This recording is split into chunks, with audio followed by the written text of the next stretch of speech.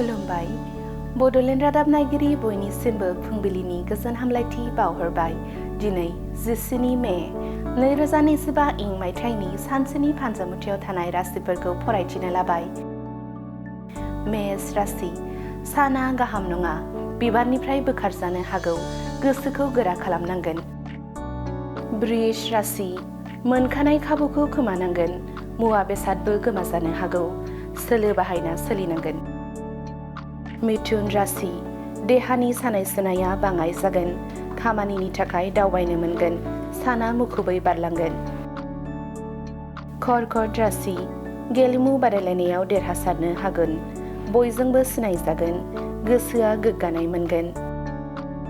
सिंह राशि फिसाखौ लानानै हांमा सुरगोन, फिसानि फैमाल जानायाव मेगनाव मोदै फैगोन, मावनो दांनो गोसो जानाय नङा।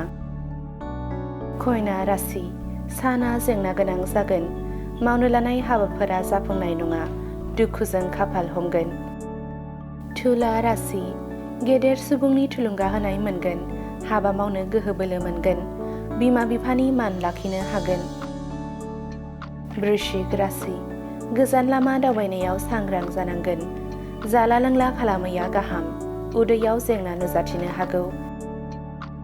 धनु राशि गावनि रोंगौथिखौ दिन्थिनो खाबु मोनगोन, बयनिबो बाख्नायनाय मोनगोन। मकर राशि समा साननायनि बेरेखा खारगोन, खामानियाव खहा जागोन, गोसोआ दुखु सहायनांगोन। कुम्भ राशि नखरनि सोद्रोमानि जाफुंसारनायाव गोजोननाय मोनगोन, बाय बाहागि खौसे जागोन, रंजा खुसि साना बारगोन। मीन राशि फोथायजाथाव लोगो मोनगोन, गोसोनि गाज्रि साननाया गैया जागोन, बयजोंबो मिनि खुसि थानो हागोन। दिनैनि राशि फरायथिनाया एसेनोसै। बेजों लोगोसेनो दिनैनि साना बुहुमनि साफ्रोमबो सुबुंफोरनि थाखाय गाहाम जाथों, बेनि थाखाय बड'लेण्ड रादाब नखरनि जानानै इसोरनि खाथियाव आरज गाबनाय थाबाय।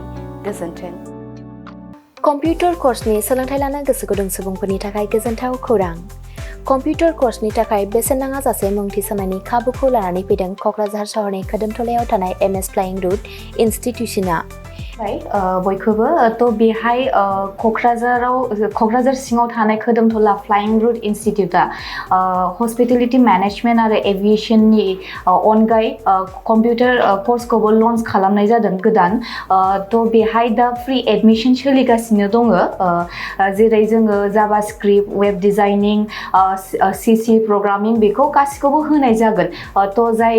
जायफोर केन्डिडेटफोरा गोसो दङ बेहाय माने थाबैनो रेजिस्ट्रेशन खालामनो हागोन, एडमिशन फ्रि सोलिगासिनो दं। एभिएशन आरो हस्पिटेलिटी मेनेजमेन्टनि फोरोंथाय होबोबाय थानायजों लोगोसेनो देग्लायनिफ्राय लानानै फैबावदों क'क्राझारनि MS फ्लाइं रुट इनस्टिट्यूशना कम्पिउटारनि कर्स। आखा-फाखा रोंग'सार फोरोंगिरि आरो मोजां खाबु थानाय बे फसंथानाव PGDCA, DCA, CCA, JavaScript, web designing, CC programming, illustrator, stenography with typing बायदि बायदि कम्पिउटार कर्सफोरनि फोरोंथायखौ नोंथांमोननो होनो थाखाय बे समाव नेनानै दङ क'क्राझारनि खोदोमथलायाव थानाय MS फ्लाइं रुट इनस्टिट्यूशना।